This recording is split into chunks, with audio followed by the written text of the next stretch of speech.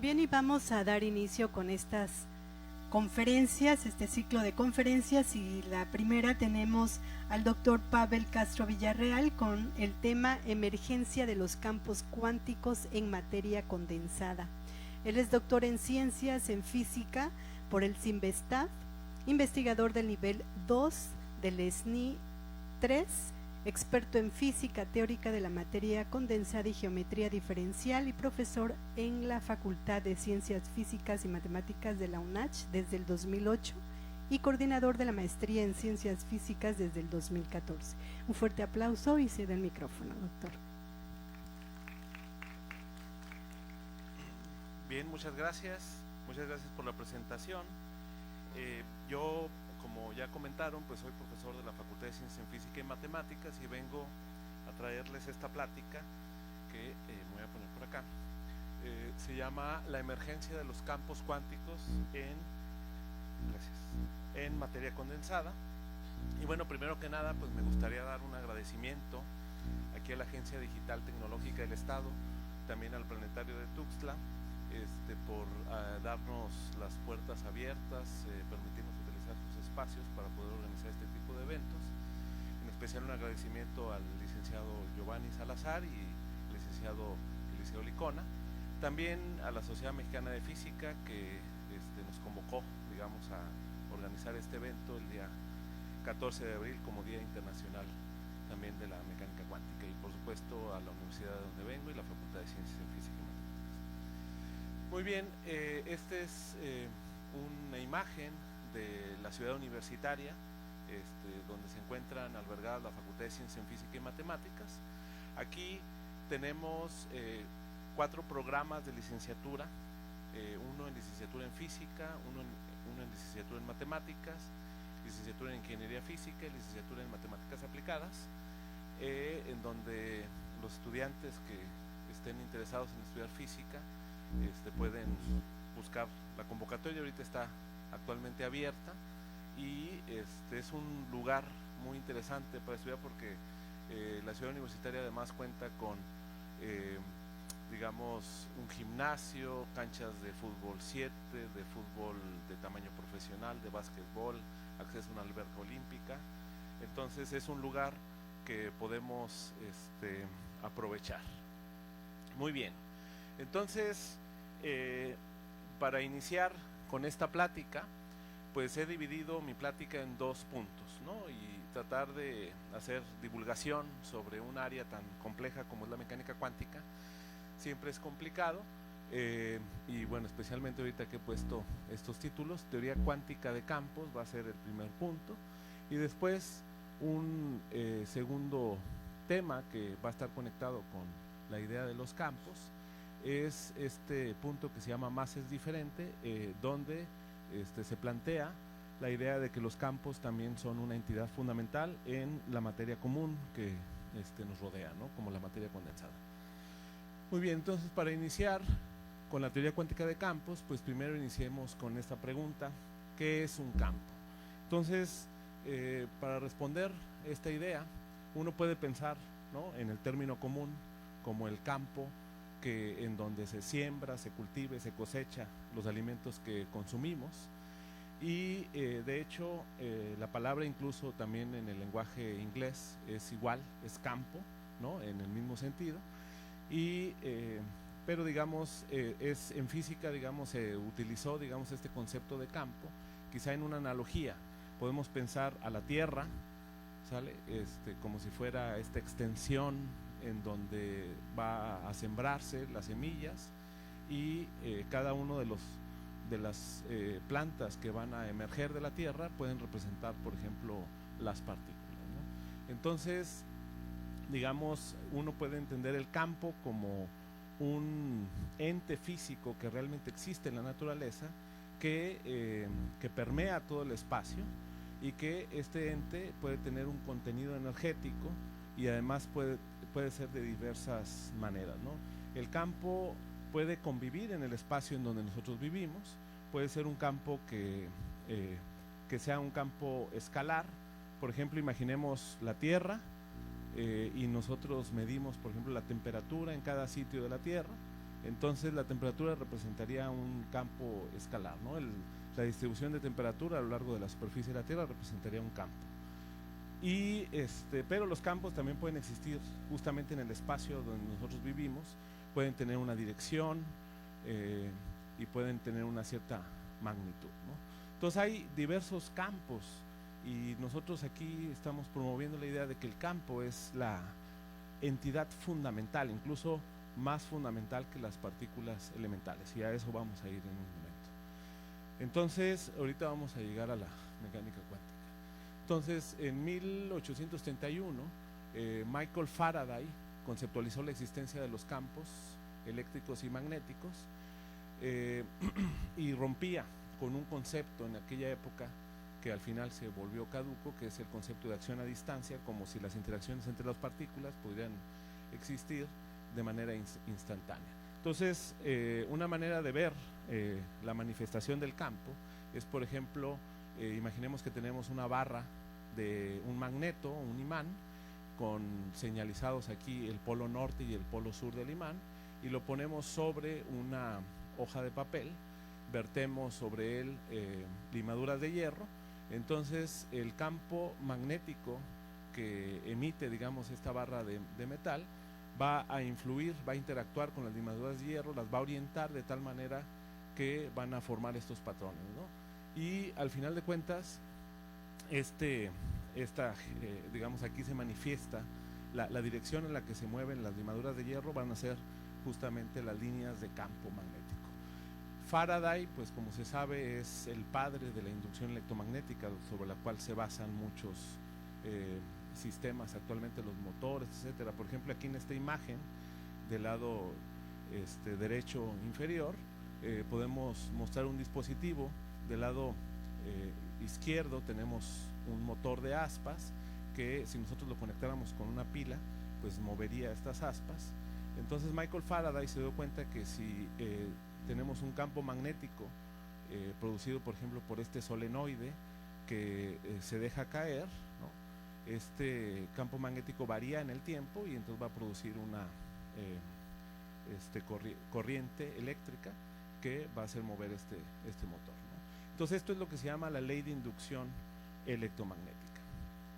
Y bueno, pues ya para adentrarnos en lo que nos trae aquí como el Día Mundial de la Mecánica Cuántica, resulta que si uno revisa la historia, en realidad los orígenes de la mecánica cuántica ocurren en el siglo XIX, sin saber que digamos estaba floreciendo ya una nueva área de la ciencia. En el siglo XIX hubo diversos experimentos, como los experimentos de Thomas Young sobre la difracción de luz, otros experimentos notables como son la radiación de cuerpo negro, también el efecto fotoeléctrico. Entonces la radiación de cuerpo negro tiene su origen en lo que fue justamente el asesor de Max Planck, que es Gustav Kirchhoff. Él estaba interesado en entender digamos la radiación que emite un cuerpo por sí mismo, es decir, no la radiación que digamos emite por la incidencia de luz que puede tener este cuerpo. Por ejemplo, si nosotros observamos las cosas que nos rodean, por ejemplo, imaginemos que tenemos una manzana de color amarillo, pues la luz que incide sobre la manzana va a reflejarse y nosotros vamos a poder ver el color amarillo debido a la naturaleza molecular que compone a la manzana, los pigmentos y la manera en cómo están oscilando. Entonces Gustav Kirchhoff lo que quería entender es no esa radiación, sino la radiación que el cuerpo mismo emite por sí mismo, ¿no? Entonces ideó el concepto de cuerpo negro, y este concepto básicamente es un cuerpo que absorbe toda la luz y esa luz que es absorbida no es emitida. Entonces una manera de pensarlo, por ejemplo, en esta caja, entra la luz, rebota y digamos aquí se mantiene adentro. Entonces si este sistema se encuentra a una determinada temperatura, pues el cuerpo va a radiar solamente la temperatura que el cuerpo por sí mismo radia, ¿no? Entonces digamos a finales del siglo XIX estaba el problema de que no se entendía la manera en cómo se distribuía la energía que emitía este cuerpo, que es en esta gráfica se muestra justamente lo que se llama la radiancia espectral contra la longitud de onda. Solamente los experimentos mostraban comportamientos, digamos a bajas frecuencias y a altas frecuencias. Había una serie de experimentos que no concordaban con lo que se explicaba, con lo que se podía explicar utilizando la teoría clásica. También otro ejemplo de cuerpo negro es, por ejemplo, el Sol, ¿no? Entonces, Max Planck vino en la escena, digamos, él estaba en contacto justamente con Gustav Kirchhoff y pues él tenía noción de estos problemas. Entonces, en el año 1900 planteó este artículo que se llama Sobre la mejora de la ecuación de Bain para el espectro. Básicamente había experimentos que explicaban un poco el comportamiento en la región de longitudes de onda bajas, y él, digamos, utilizando la termodinámica, utilizando solamente puras nociones conocidas, logró reproducir lo que es su curva, ¿no? La curva que describe la distribución de radiación de cuerpo negro. Más en el mismo año propuso una teoría para explicar esa radiación, que es básicamente considerar que la energía está dividida en paquetes discretos de energía, ¿no? Y que junto con la teoría de física estadística desarrollada a finales del siglo XIX pudo explicar, ¿no? Esta curva espectral, ¿no? No fue sino hasta 1917, justamente por el mismo Albert Einstein, el de la teoría de la relatividad general o el de la teoría de la relatividad especial, que puso un poquito más en orden las ideas de la teoría y de cómo, digamos, encontrar esta fórmula. En este artículo en el año 1917 que se llama Sobre la teoría cuántica de la radiación, ¿no? Y justamente puede ser considerado como un trabajo incipiente hacia lo que es la teoría cuántica de campos, ¿no? Todavía en el año 1917. Entonces, el nacimiento de la mecánica cuántica ocurre justamente hace 100 años, ¿no? Y esa es la razón por la cual nos convoca aquí, como ya lo planteó mi colega Romeo de Cos. Hace 100 años se gestó esta primera gran revolución de la física, que es llamado la mecánica cuántica. En esta serie de artículos, primero, hubo, digamos, del año 1900 a 1925, hubo mucho trabajo de investigación. Se explicaron diversos fenómenos, fenómenos que se habían observado en experimentos, como son la radiación de cuerpo negro, el efecto fotoeléctrico, en fin, ¿no? Digamos, otros fenómenos. Y fue en el año 1925 que Werner Heisenberg planteó este artículo que se llama El contenido real de la cinemática y la mecánica en teoría cuántica. También después apareció en escena Paul André Maurice Dirac, que planteó lo que se llaman las ecuaciones fundamentales de la mecánica cuántica. Y con esto, digamos, prácticamente se tenía, digamos, ya una teoría para poder abordar diversos problemas, ¿no? Sin embargo, en el año 1926 también aparece en escena Erwin Schrödinger, y él, digamos, reformuló las teorías que habían planteado Heisenberg y Dirac en un artículo denominado Una teoría ondulatoria de la mecánica de átomos y moléculas. Básicamente dio una manera sistemática de abordar cada uno de los problemas en mecánica cuántica. Entonces, pues dado que estamos hablando de mecánica cuántica, no podía evitar hablar un poquito, aunque es una plática a nivel de divulgación, hablar un poquito sobre los postulados de esta teoría física. Entonces yo más o menos lo resumo en 4 postulados. Uno puede pensar, ¿no? Digamos, en cada uno de los sistemas físicos que nos rodean como sistemas físicos que se describen a través de configuraciones, ¿no? Diversas configuraciones van a representar los estados físicos del sistema, ¿no? Entonces, por ejemplo, el postulado 1 nos habla sobre, pensemos por ejemplo este recuadro y cada uno de los puntos del recuadro como las distintas configuraciones que puede tener un sistema, ¿no? Por ejemplo, un sistema cuántico, ¿no? El tercer postulado nos habla que estas configuraciones van a tener asociada una cierta probabilidad, ¿no? Esto hace que la mecánica cuántica, de hecho, desde el punto de vista matemático, sea una teoría probabilística. ¿no? O sea, es decir, es una teoría de probabilidad, en donde, dado este estado arbitrario, yo puedo preguntarme cuál es la probabilidad de que el sistema se encuentre en ese estado. Y el segundo postulado habla sobre las observables físicas, ¿no? Estas observables las podemos ver como que conectan las distintas configuraciones, ¿no? Estas observables, por ejemplo, pueden ser la energía, ¿sale?, de un sistema, y esta energía nos puede dar un cierto espectro de valores que va a caracterizar al estado, ¿no? Y finalmente, lo que es la ecuación de Schrödinger, que es justamente la ecuación de evolución con la que evolucionan los distintos estados en mecánica cuántica, ¿no? Es decir, podemos pensarlo como una trayectoria en este espacio.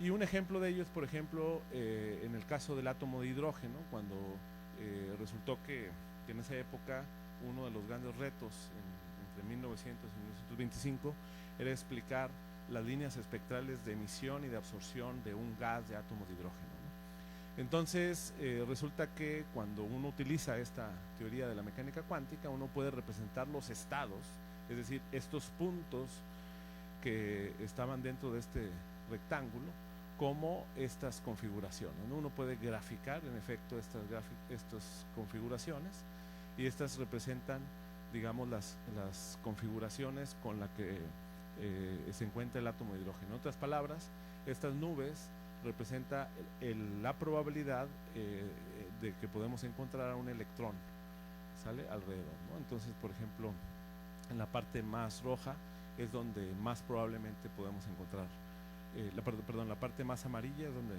no, la parte más roja es donde vamos a poder encontrar más probablemente al electrón, y la parte amarilla es donde menos podemos encontrar al electrón.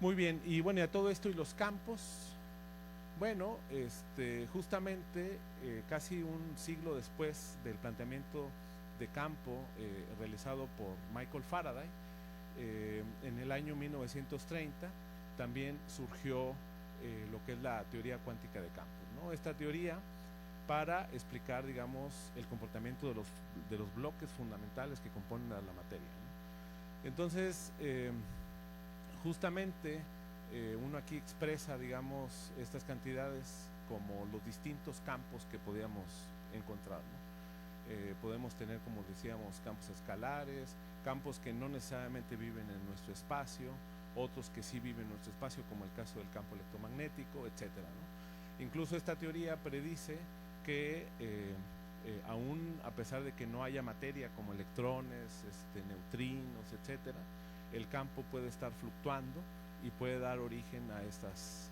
cantidades, ¿no? Entonces, uno puede considerar, por ejemplo, aquí en este esquema, digamos, algunas características generales de la teoría cuántica de campos. Uno, como en esta imagen pictórica, digamos, podemos pensar al campo como si fuera una sábana que permea cada punto del espacio, y que cuando este campo es excitado, entonces los cuantos de ese campo, las excitaciones del campo, se manifiestan efectivamente como si fueran partículas, ¿no? Entonces, digamos, realmente las partículas elementales son una consecuencia de las fluctuaciones o de las excitaciones de este campo. Uno podemos considerar, digamos, características genéricas que tienen todas las teorías de campo.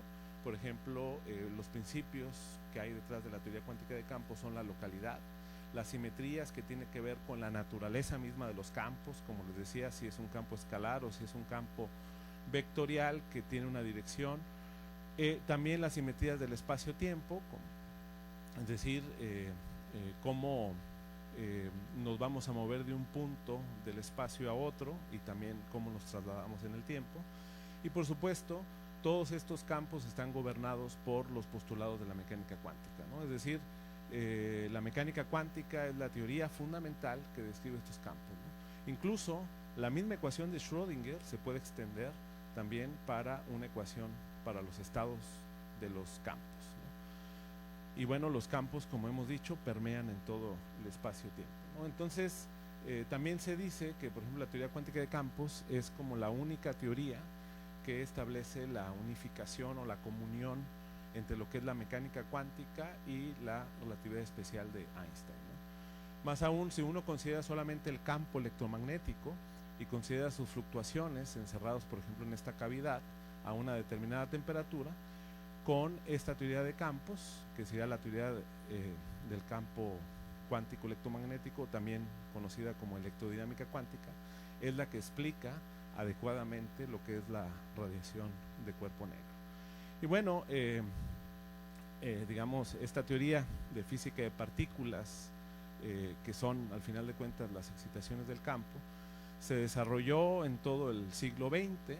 Incluso una de las teorías más exitosas es la que plantearon estos científicos Shishiro Tomonaga, Julian Schwinger y Richard Feynman, que es justamente la electrodinámica cuántica cuando tomas en cuenta ya las interacciones de materia, ¿no? Entonces, entre las cosas que predice esta teoría y que está bien corroborada en experimentos de aceleradores de partículas es, por ejemplo, la aniquilación y creación de positrones, ¿no? Es decir, la manera en cómo estas partículas interactúan y producen fotones. Entonces, digamos, pues se ha planteado, digamos, a nivel fundamental, digamos, que la materia está compuesta de estas partículas, ¿no? Digamos, a grandes rasgos, tenemos esta idea caricaturesca de que toda la materia está compuesta de átomos. Los átomos están rodeados de una nube de electrones. En el interior del átomo hay un núcleo y a su vez tenemos ahí protones, neutrones, que a su vez están compuestas de quarks, que son estas partículas que están representadas aquí, se llaman partículas de materia.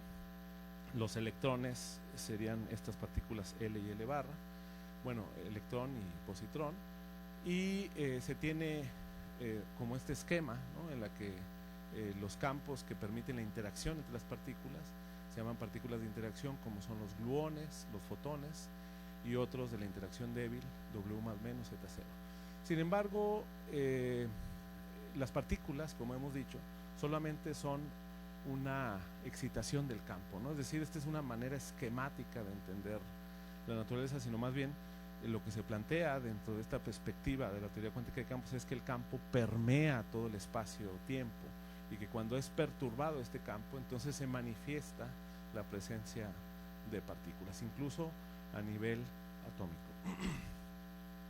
Entonces, bueno, con esto vamos a pasar al siguiente punto, ya para ir terminando, que es esta idea de más es diferente, emergencia de los campos cuánticos en materia condensada.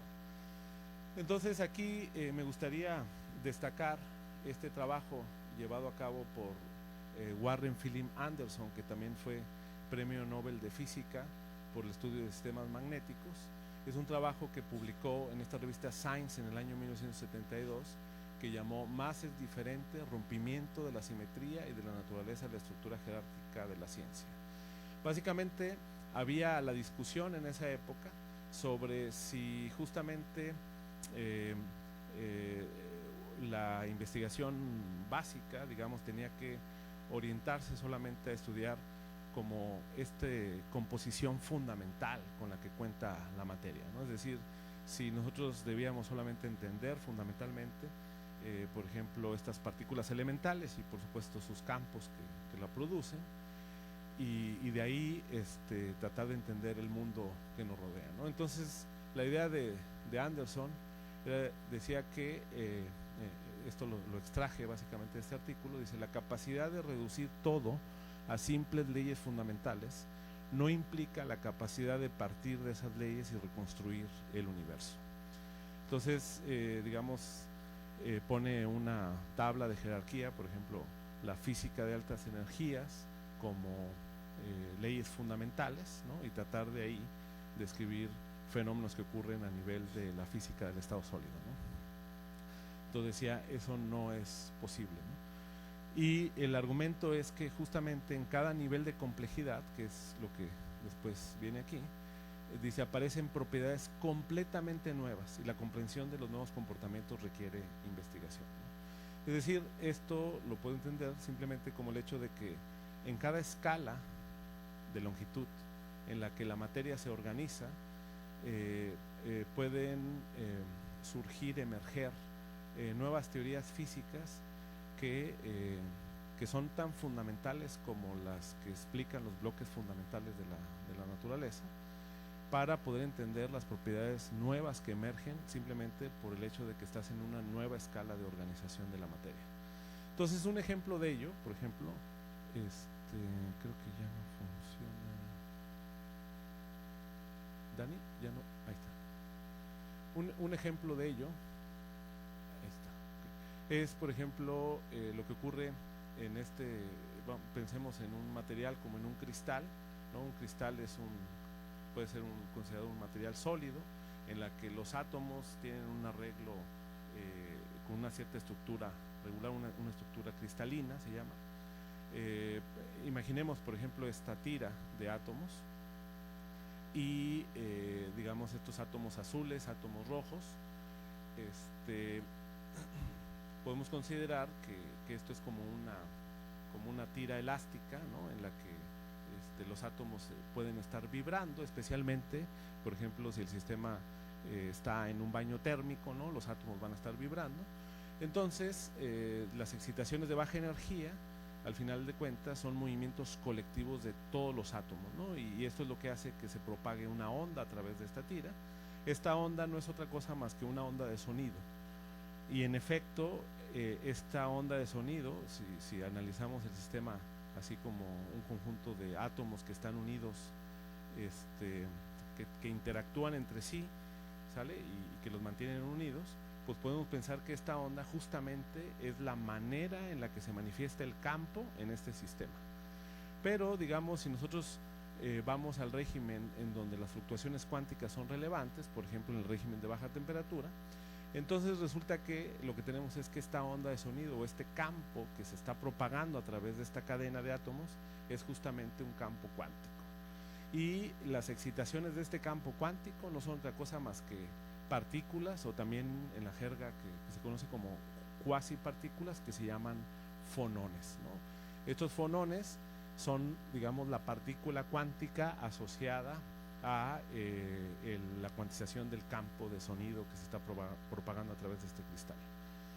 Entonces, sin embargo, si nosotros cortáramos por pedacitos esta tira y nos vamos hasta un solo átomo, pues esta idea del fonón y de las ondas de sonido desaparece por completamente, ¿no? Entonces, eso es a lo que se refiere Anderson con que cuando consideramos el sistema a otra escala de organización de la materia, emergen propiedades físicas nuevas completamente diferentes a las propiedades que originalmente tenían, por ejemplo, los quarks, los electrones que estaban aquí adentro de cada uno de estos átomos. Ok, y digamos, para ponerlo en palabras, este planteamiento se puede pensar como un principio de emergencia que plantea este científico también reconocido, se llama Xiao-Gang Wen, en su libro que se llama Teoría cuántica de campos de sistemas de muchos cuerpos. Dice: las excitaciones colectivas, es decir, las excitaciones de estos conjuntos de átomos, dice, se comportan como partículas, ¿okay? Dice, las propiedades de estas partículas, en este caso las partículas serían los fonones. Dice, las propiedades de estas partículas pueden ser muy diferentes de las propiedades de las partículas que forman el sistema de muchos cuerpos, ¿no? Entonces, las propiedades que forman el sistema de muchos cuerpos son los átomos, y los átomos, pues, a su vez están compuestos de estos otros electrones, neutrones, quarks, etcétera.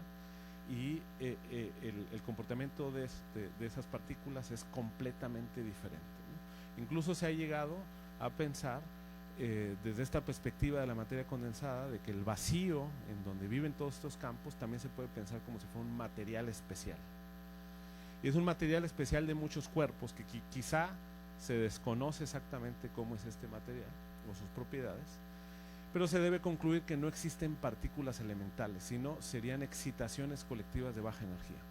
Entonces esto se traduce en una pregunta de investigación que actualmente se está trabajando, es: ¿pueden los bosones de norma y fermiones de Dirac emerger de un sistema de muchos cuerpos? Y bueno, hay ideas, ¿no? Sin embargo, por ejemplo, en el año 2004 se logró sintetizar por primera vez un material 2 dimensional que se llamó grafeno.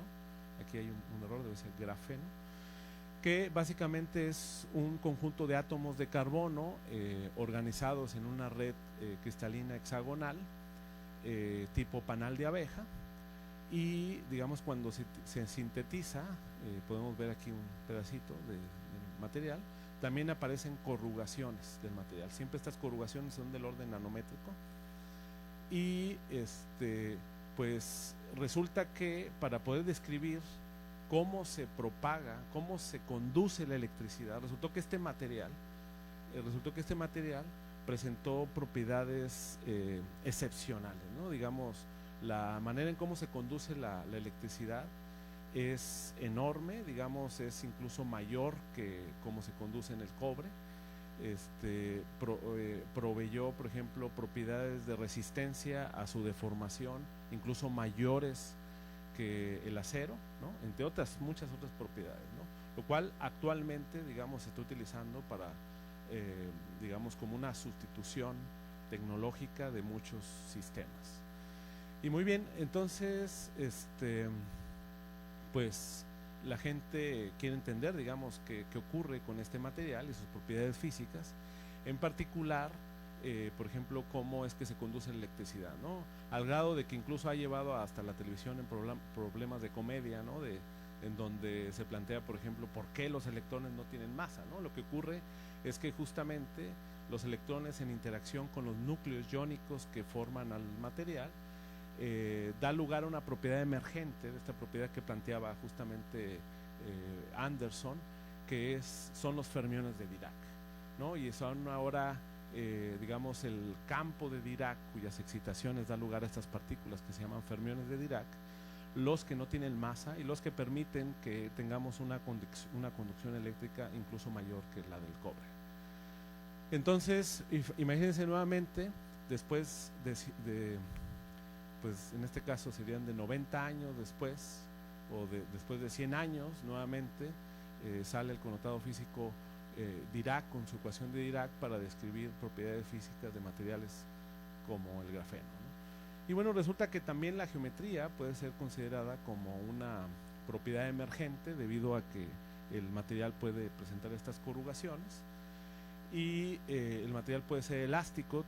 A lo mejor hay una resistencia a su deformación a lo largo en la dirección longitudinal, pero el material puede ser fácilmente doblado debido a estas propiedades elásticas que tiene. Entonces, utilizando unas ideas de los premios Nobel que lograron sintetizar este material, Konstantin Novolesov y Andrei Geim, en el año 2005, ellos tenían la idea de que el grafeno podía ser considerado como la madre de estructuras grafíticas, ¿no? Es decir, si yo tengo aquí una placa de grafeno, recorto un pedacito, un cuadrado de grafeno, lo apilo y entonces formo el grafito. O agarro la placa de grafeno, lo enrollo y formo el nanotubo de carbono. O incluso tomo otro pedazo de la placa de grafeno y también lo enrollo para formar lo que es el fullereno. Entonces nosotros nos dimos a la tarea de plantear, justamente desde esta perspectiva de la teoría cuántica de campos, una teoría sobre la base de la teoría de campo de Dirac, y también una teoría sobre la base de la geometría que tiene el grafeno, para ver si nosotros podíamos plantear una teoría física que describiera las propiedades de autoensamblaje que pudieran tener las estructuras de grafeno en el caso dos-dimensional. Y entonces, en efecto, en un artículo que se publicó el año pasado, en el año 2024, planteamos, digamos, una teoría cuántica de campos para describir las diferentes formas que puede tener el grafeno como una consecuencia de la elasticidad cuántica, ¿no? Es decir, consideramos cómo el campo de Dirac, que está inmerso, digamos, en esta hoja de átomos de carbono, cómo interactúa con la manera en cómo se dobla, ¿no? el grafeno, ¿no? Y cuando nos movemos, digamos, este es un diagrama, digamos, que mide la curvatura, ¿no? Es decir, qué tan doblado se encuentra el material, y con respecto a la temperatura, ¿no? Entonces, en este diagrama se muestra, por ejemplo, las imágenes preferentes a determinada temperatura. Básicamente a bajo de esta temperatura, que se llama temperatura crítica, se logran formar nanotubos de carbono, mientras que arriba de esta temperatura crítica se logran formar fullerenos, y cuando la temperatura es mucho más grande que la temperatura crítica, se logran formar estas estructuras elusivas que incluso todavía no se han sintetizado en el laboratorio, que se llaman superficies de curvatura negativa, ¿no? Pero digamos, el modelo también predice otras estructuras, como son los nanoconos de carbono que se han observado en el laboratorio, como son cintas dobladas de grafeno, entre otros, ¿no? Entonces, pues con esto prácticamente me gustaría finalizar, decir que con este planteamiento, la teoría cuántica de campos es una teoría que desde mi perspectiva es tan fundamental en la física de la materia condensada como es tan fundamental para describir las propiedades físicas de los bloques fundamentales que componen a la naturaleza. Así que pues sin más, muchas gracias por su atención.